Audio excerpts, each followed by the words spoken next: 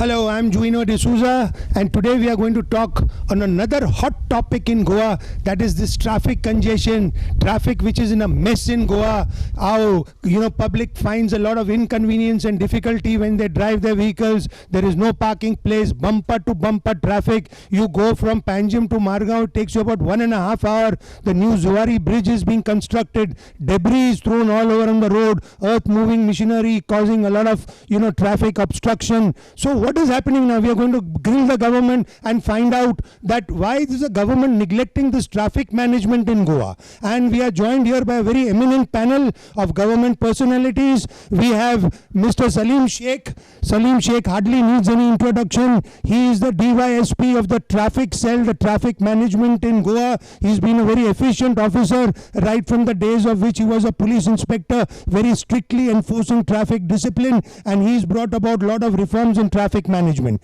We have Vasant Akshikar. He is the recently elected deputy mayor of the city of corporation of the city of Panjim. It's a large municipal corporation, huge funds, huge budget, and we will ask him that what is the role of the CCP in traffic management. We've seen that CCP keeps on interfering. They block one road, they block the other road. There is huge parking fee charge now, and also they were in between locking vehicles and collecting fines. We'll ask them about this. And last but not the least, we have a very efficient officer, Jack D'Souza.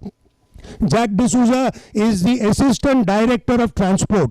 In fact, he is also a very brilliant officer, a lot of knowledge about this RTO and road transport management. So without much ado, let's get started. My first question to you, Mr. Salim Sheikh, is, see what is happening in Goa now today. You go to Panjim city, there is no parking facility available. Motorcycles are parked on the road. Somebody haphazardly parks his vehicle on the road, causing inconvenience to the others. Then you don't have any fast lane, so slow lane. If you go to Mapsa, there is the same problem. Vasco is the same problem. You travel from right through the Zuari or through the bridges also, there is commotion there. You can't go from Panjim to Porvorim, takes you about an hour or so. So what is happening now? I don't see any visibility of traffic police on the roads. You see, either they are just disappearing in the cells in between there, and some home guards and traffic wardens are managing. What do you want to say on this? Yes sir, there is problem of traffic congestion in the city, plus interstate congestion also is experienced. But what's happening, there are a lot of vehicles we have at the moment. It is 14.5 lakh vehicle registered in the state of Goa, and every day we are adding more vehicles are being, but the roads are the same. Also, the roads which we are having at the moment in the Goa state is all mostly are single lane roads. Single lane road, one to go, other to come. And on that, we are also experiencing parking places. Now, earlier the city was not so much developed. There were less vehicles, and there was also less commercial establishment. Now our city, Panjim city, has going vertical.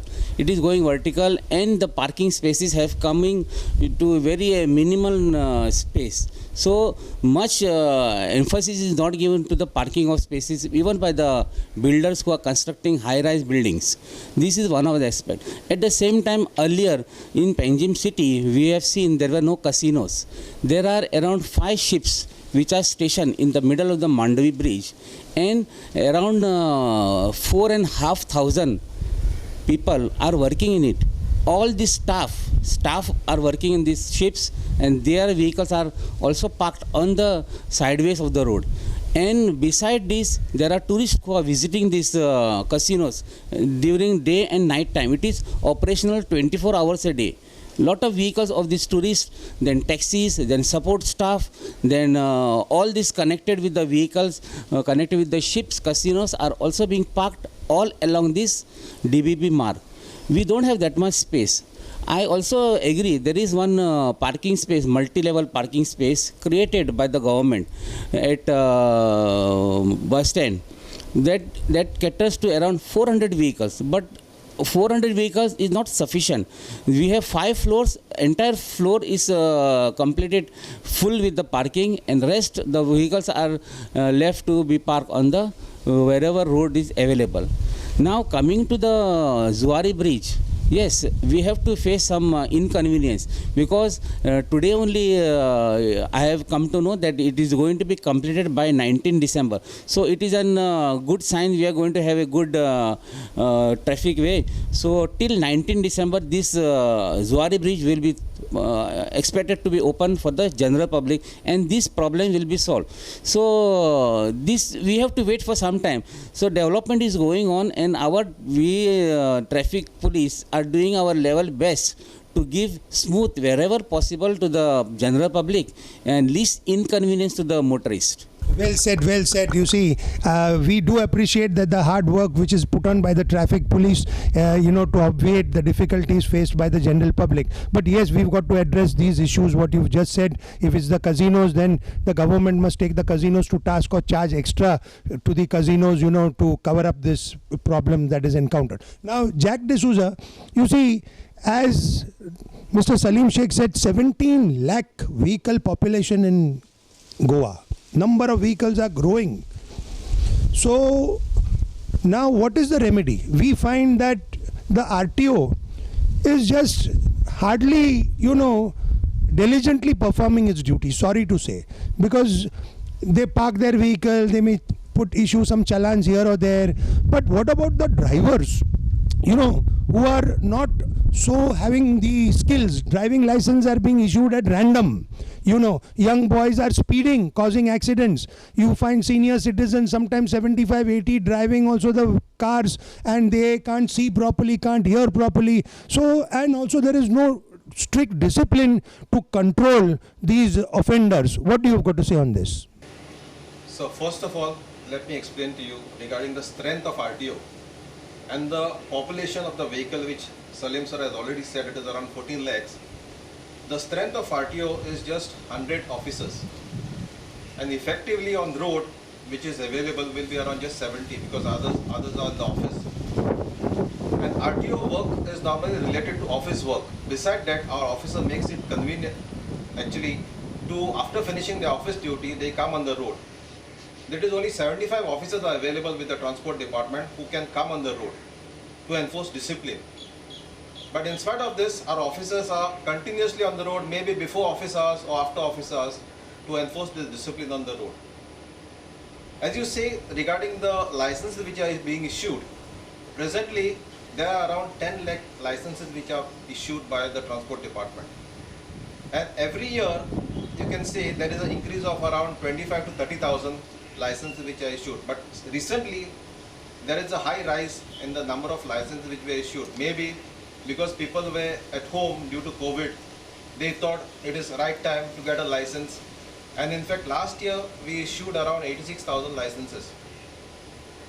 And as you raised the point regarding older generation which are driving on the road, causing inconvenience to the other road users, definitely it is not the role of this drivers to create a chaos on the road. But if you go to see, every license which is issued, there is a certain criteria which they are supposed to follow. Once a person is medically fit, which is certified by a registered medical practitioner, the RTO has got no role to actually disagree with the certificate issued by the doctor. So once a medical practitioner certifies that a certain person is okay because his eyesight is good, he can identify a vehicle which is a plate of a vehicle which is 25 meters ahead of him, he has got no disability or deformity which will affect his efficiency. If you consider these aspects, he has got no night blindness or something. Once he is satisfied with this, the doctor issues a certificate, and we are duty bound, once a certificate is issued, that we have to issue a license. Okay, thank you. Now, Mr. Vasant Akshikar, you are newly elected deputy mayor, and CCP is now becoming more and more proactive. But we see that CCP, other than, just collecting parking fee, which is 20 rupees per hour, they are not much interested in doing anything. They just keep on blocking roads. You see, they keep on creating some hurdles in between. They say should be one way, that should be one way. They're interfering in traffic management. The job of the CCP is to provide civic amenities, not to interfere with traffic management, which is entire the specialty of the traffic police. So what do you have to say on this? That interference of the CCP into policing activity, collecting fines, locking the wheels of the cars, and hiring some contractors to extort money.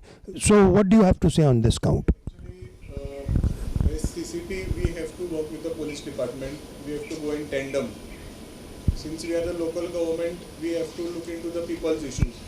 So double parking in no parking areas is also a concern for us. So we often work with the police department and try to get things resolved. Now regarding the one-way path, one-way roads what we are talking about, I think we had worked the system with the police department.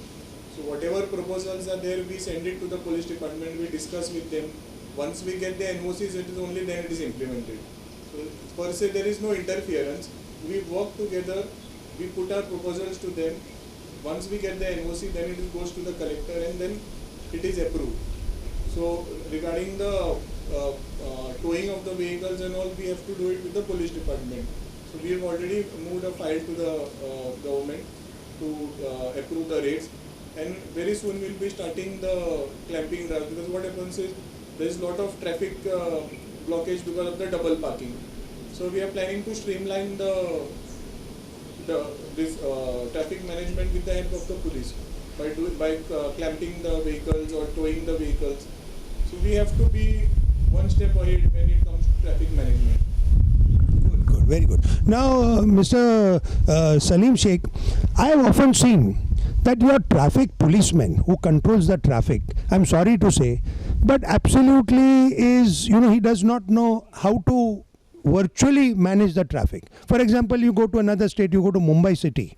You have one traffic police who controls thousands of vehicles only with his positions and his hand signs, etc. Here you see the standing position is wrong. He'll just, put his hand like this. He'll blow his whistle this side, that side, as if he's a referee, causing a lot of confusion and commotion. Suddenly we see that when there is a huge queue of cars coming in, he allows the entire queue to be exhausted while the other queue is standing. So do you think that the traffic police should be efficiently trained in traffic management rather than, we talk about efficient traffic management? You think that, periodic refresher courses, training courses should be conducted wherein you bring outsiders, some professional consultants who will train the traffic police in effective traffic management? Yes, sir. Very good question. Now, regarding this, we are training our staff regular intervals, and the staff who are trained now, since our job in traffic police is not more than, we cannot be staying in one place for more than 3 years.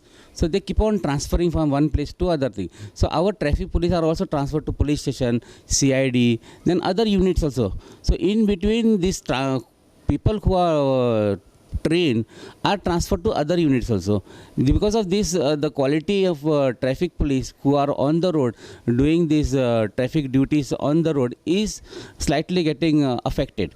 So we are trying to keep the staff who are all good trained and well versed in hand signals and regulating traffic at junctions, in rotating them within the traffic cells in Goa. But at times it is not possible, since they have to be transferred to other units. So they should also know working, and they should work in other units also. Here there is slight problem, but we are going to overcome this issue. Since you have raised this issue, I will put up this thing to our superiors and see that most trained people are put in the job, and they are trained well enough so that our citizens are getting a good quality service from the public, from ours. Thank you, Mr. Salim Sheikh. You are very positive in your mind. Now, Vasant Akshikar, you very rightly said that you all are working in tandem with the traffic police. Now, do you have a coordination committee where you can, take in even the transport department, the traffic department, the CCP officials, maybe the collector, because ultimately the collector is, the main administrator of a particular district, and Panjim may be a municipality, but it still falls under the North Goa district. So you have to take permissions from the collector for everything. So if there is a coordination between these departments, then their better ideas can emanate, and there can be effective, not only traffic management, but proper parking space. And now you see what is happening. You go to any city, you find somebody wants to buy some provision, as you very rightly said, commercial. He does not want to go ahead, park at some slot and walk. He'll stop there, he'll get down, he'll go and buy whatever he wants to buy, and then there is commotion. He goes to the ATM, picks out his money, commotion everywhere, and nobody wants to, take an action against him. There is no police visibility. There is nobody to issue challans. In between, you'll have these traffic wardens who are taking photographs and issuing challans. But there was a big furor. So do you think that now, as a deputy mayor, you will bring about this reform, in traffic management and reducing traffic congestion, especially in Panjim? Of course, there are other MAPSA, etc. What do you have to say on this? There are already these meetings happening between CCP, Smart City, Collector's Office, Police, RTO. There are several meetings held. Like, we have several plans in mind now. We are planning to have electric buses in the city. So that would enhance our public transport system. So with that, we are thinking that the number of vehicles coming in the city would reduce, since people would use the public buses. So we also have we are working with them on the smart city mission, so that all approvals needed from the police or collector's office we get from the department. So we are also having to have smart footpaths in the city. We are planning to have 18 kilometers of good footpath. So now usually people are senior citizens and many people are reluctant to use the footpath. So when we have better footpaths, universal footpaths, user-friendly footpaths, so people would also prefer to walk in the city rather than take the cars anyway. So that is on the cards. So it should happen anytime. Okay, how long will this take, and the smart city? We are hearing about the smart city, but apart from, some nice monuments which are displayed here and there, nothing is happening at ground level. It is becoming over smart city now, not smart city. What do you have to say on this? These plans are in the pipeline for some time now, so they'll be into reality very soon. So now we'll be active more on this, and we'll see that these things are implemented. Good, very good. I think with you at the helm of affairs, you see that it is pushed a little quicker. Very good. Now, right. Now, Jack D'Souza, we have often seen here, that there is this vehicle pollution. Though we say clean environment, good environment, but there are so many vehicles which are emitting a lot of pollutants in the air, causing distress, especially now in COVID times. Motorcycles are also huge smoke. What are you doing to control this vehicle pollution, which is rampant now in Goa, and that is also causing a lot of nuisance and commotion on the roadway? See, if you take the aspect of pollution created by the vehicles, most of the vehicles, a new vehicle especially, is certified by the manufacturer, and the validity of that vehicle is valid for 1 year. After that, a vehicle completing the new vehicle has to be produced before the vehicle pollution control centers, where they issue a certificate after testing the emissions of that vehicle. They check all the parameters and they certify that vehicle is safe and pollution is within the control, within the tolerance control of that vehicle. And after that only that vehicle is allowed. And the enforcement agencies, as and when they detect a vehicle, pollution under control certificate is one of the primary documents which they check. And every vehicle which violates this pollution under control certificate or which doesn't have a valid certificate is booked. And accordingly, the fine is recovered and it is subjected again for the pollution test, where they are supposed to produce the vehicle again and produce the valid certificate or get the vehicle rectified, so that the polluting vehicle is within the control or within the tolerance limit or within the permissible limits of the pollution. Okay. Yeah, now Mr. Salim Sheikh, the burning issue now is this Zuari Bridge. Of course, we'll be debating that separately with the roads and highway department of the PWD. But from your side, we find that there is no police visibility. See, you said very rightly said that traffic police are limited. But what about the other police? From the respective police stations or from the other branches of the Goa police, why they don't come and assist in the smooth flow of traffic? Now, in each police jurisdiction, the moment that road passes through that jurisdiction, a few constables or somebody could be sent there to regulate the traffic. We don't see anybody. Again, if, they are always talking on the mobiles, whether it's a traffic policeman or, they are not interested. If there is some jam, they say, let the jam find its own way. They will not come and assist or try to hurriedly clear the jams. So there is this sense of neglect that let it happen. I am getting my salary as a policeman. I am content. Let this go on. And then there are fights on the road. There's road rage and causes a lot of delays and a lot of problems, especially along that highway now, where between this Goa Velia and to the Agasaing. It's very, very congested. Even down to Margao, it's again very congested. Can't you take that, the road contractor to task, that tell him that, look here, our traffic flow should not be disturbed. You cannot move your crane suddenly in between and then stop the traffic as if they are traffic policemen who load something up and then again restart. So can't you all control this contractor and also control the traffic effect? Yes, sir. Now regarding this Zuari Bridge congestion, now the bridge is coming to a final completion of the bridge. So what happens? They also given target. The contractor has been given target to complete the bridge within time frame, and they are also running against time. So in the melee, what happens? The big segments, the big piers of the bridge segments are being transported by road from Verna to this side, and from Siridam towards bridge side, Agasaim. So here they are slow moving vehicles and their speed is something around 10 km per hour. All this work is done during night time, and only whatever is left over they do during the daytime. So we are not allowing them to do anything during high peak hours and the daytime. But what happens, since the road is just single lane and all have to follow in a queue, the problem occurs when there are accidents. Frequent accidents, and the bridge being single lane, there are frequent accidents and the traffic jam takes place. But again, we have put up around 15 people from North Traffic Cell to that from Bambolim up to Agasaim Bridge. 15 people from Penjim side. Similar, around 15 are posted from Zuari Bridge towards Vasco and Margao side. But these people, they do duty in round the clock. We are placing our staff round the clock and they do regular duties over there. And junctions are manned.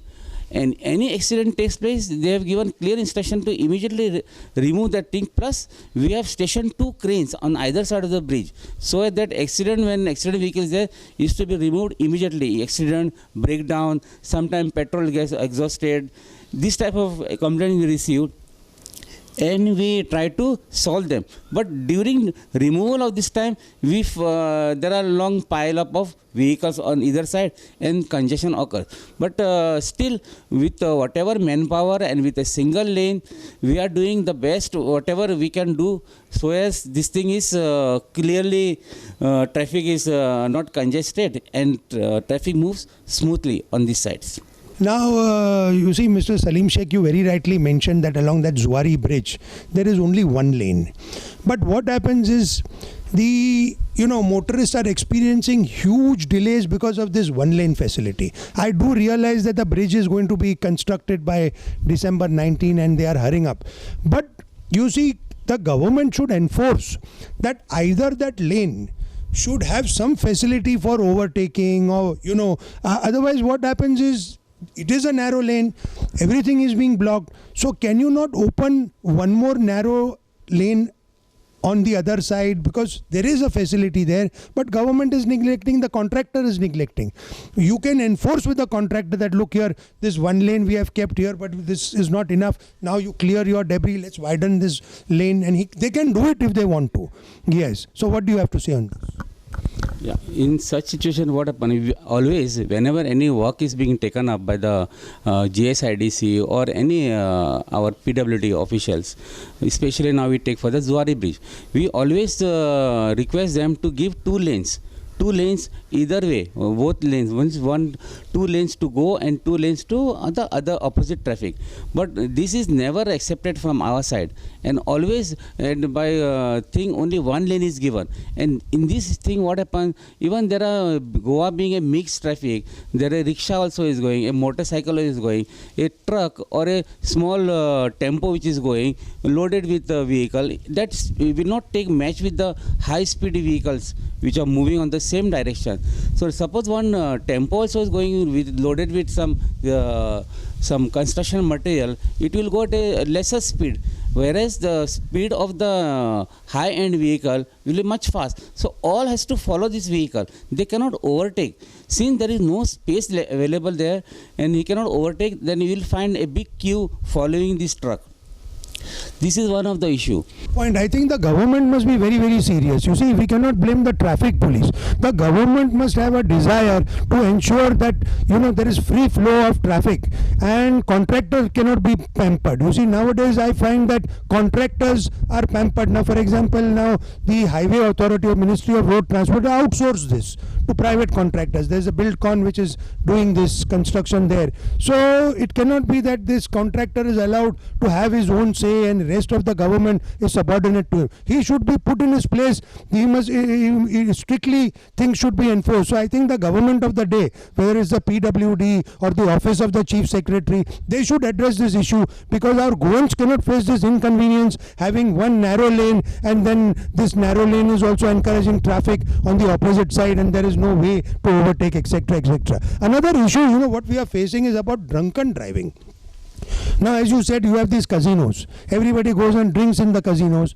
The tourists who are coming here, they think that Goa is a land where you get lot of drinks and drink merrily. And then they drive also merrily, causing lot of problems to, the other motorists and vehicles. You see, they are spending sleepless nights on the casinos, gambling whole night. In the morning they drive and they cause commotion problem. What you got to say on this? Now, since these casinos are open 24 hours a day and it is going on round the clock, so a lot of people who visit this thing, obviously they drink. Now they drink and they also drive. But whenever we find them, we challenge them. We challenge them and book a case against them. We book a case, we detain the vehicle, and we allow this person, driver, to go from there. And subsequently, this same case is sent to the court. And from court, we also send one letter to the RTO for suspension of this driving license for a certain period as per the Supreme Court directives. Now, we are booking lot of cases, and randomly we book cases at night time, daytime, and we don't spare. At least for drunk driving, Goa police, we do not tolerate anything, and we keep on booking cases, and we send these things for suspension, and very stringent action is taken from our side, and this suspension is done by the Department of Transport, it is RTO department. As very rightly mentioned, RTO is, not very, very serious in suspending licenses. You see, if there is a deterrent, if licenses are suspended, if action is taken against the errant drivers, then people also, the motorists will be more vigilant in driving in Goa. You see, it will send a strong message that we have to follow lane discipline. What you've got to say on this? So I may correct you in this. It is not RTO is not stringent about suspension, is not correct, because every offence booked by the police and sent to us, we ensure it that the license is suspended after giving the driver a notice under the principle of natural justice to hear. We hear the person, and definitely, as Salim sir rightly said, with the directions of the Supreme Court Committee on Road Safety, the license is suspended. And to give you some statistics I have here with me, in the year 2017, we have suspended around 977 licenses. In the year 2018, around 4,227 licenses has been suspended. In the 2019, 4,544. And last year, we have suspended around 3,727. So these are the figures which we have. And it is the Department of Transport is duty bound to ensure road discipline. We have to suspend the license, and we make it a point, after giving an opportunity to hear the person, we ensure that the license is suspended, and after that it is reported to the police, and plus a report of that suspension is sent to the Supreme Court Committee on Road Safety. So my last question to you, Akshikar, is before we wind off this. Now you are a newly elected, corporator, and then you have been elevated as deputy mayor. You are talking about the smart city and making Panjim one of the finest cities in Goa. Now you've also given us some timeline. But will it, see the light of the day? Because we always hear rosy talk that we will do this, we will do that, the bridge will come by December, then it comes next December also nothing happens, and we keep on suffering, we keep on enduring. So is the CCP now serious to bring about, good reforms, not only in civic amenities, but also now you have these roads, there are such big gutters which are open, manholes are open, people fall inside, the tires get cut, and road condition also is very bad in the peripheries of Panjim. What you've got to say on this? As CCP, we have to coordinate with PWD, Smart City and various other agencies. So considering the basic civic amenities, we have taken the pre-monsoon works on a priority as soon as we have been sworn in. And we will ensure to that the flooding problem doesn't arise again, because we've cleared the major clogging areas. We are working on that. So by around 15-20th of May, we should be done with that. And as regards to the thing what you were telling, yes, there are some delays because of various factors, but we'll ensure to that we take it to a logical conclusion. Because there are things that have happened. We only see that what has not happened. We should also see on things that are happening around. Like if you go in the market, you'll see the level of cleanliness has gone up to a different level. We've removed the encroachment. We are taking drives on plastic, use of plastic. So at our level, we are doing our best. So we hope that in the near future, you will see some positive. Good. So we'll call it Clean Corporation of Panjim now. Good, very good, very good. So I think on this note we will end. Thank you for watching this harsh reality Goan debate, and I want to thank you, Mr. Salim Sheikh, that in spite of your roja, you have taken time off to come on this debate and educate the viewers. To you also, Vasant Akshikar, and especially to Jack D'Souza, who's brought a lot of statistics here, but he didn't have time to, give us all his figures. But next time we'll have another good debate on your facts and figures. Thank you very much for watching.